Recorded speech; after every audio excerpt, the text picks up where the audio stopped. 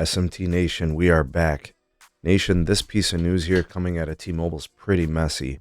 There's lots of twists and turns, and there's a lot of stuff to cover. So let's jump right into it. For those of you that haven't heard of the MVNO LycaMobile, that is a mobile virtual network operator that piggybacks off the T-Mobile network. They're a long-standing company. They don't have a lot of customers, but I'd say enough to where this is a big enough deal. There was an ongoing litigation issue between these two companies that involves a billing system error that dates all the way back to 2022. And actually maybe 2021. So I think what was happening, based on what I could gather, is LycaMobile was undercharged for their customers' data usage on the T-Mobile network. That error appears to have been a T-Mobile related issue, not a LycaMobile problem. So you would think that, T-Mobile would be kind of on the hook for this.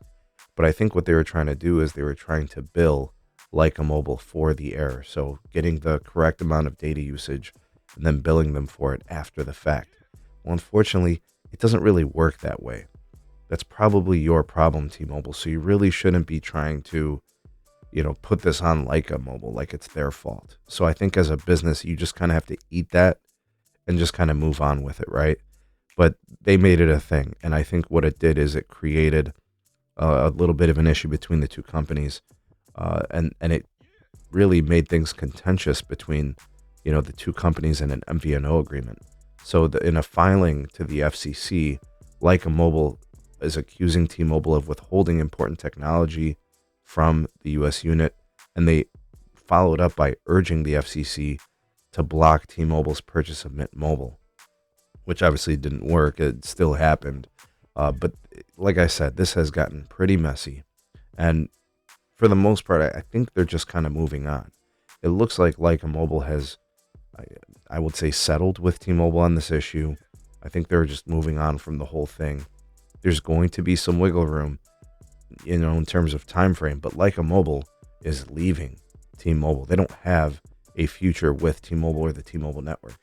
This means that they're going to have to get a new wholesale agreement with another provider, and they have selected AT&T, which is perfectly fine. Now, a transition to AT&T presents its own issues and problems. Customers that have phones that are compatible with the T-Mobile network, they might have locks on them and render them useless on any other network, i.e. AT&T, where LycaMobile has their new network access. So that's going to be an issue.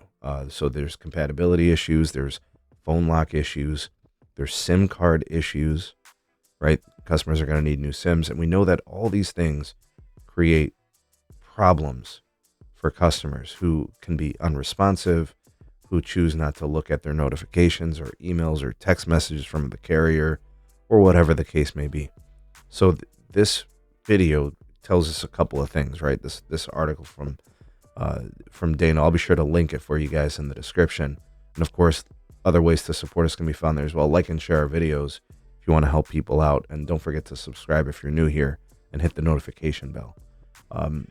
This is basically a situation where, Lyca is probably going to have a very difficult, tumultuous next year.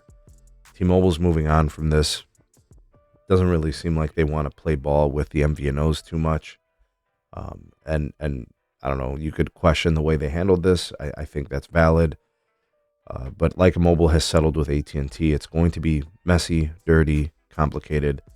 Could create churn opportunities for customers to leave Lyca. I hope this does become a little bit seamless in a way.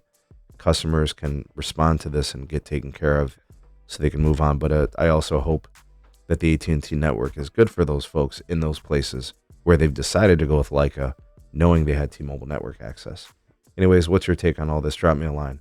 You're the voice of the people, the SMT Nation. Let your voice be heard.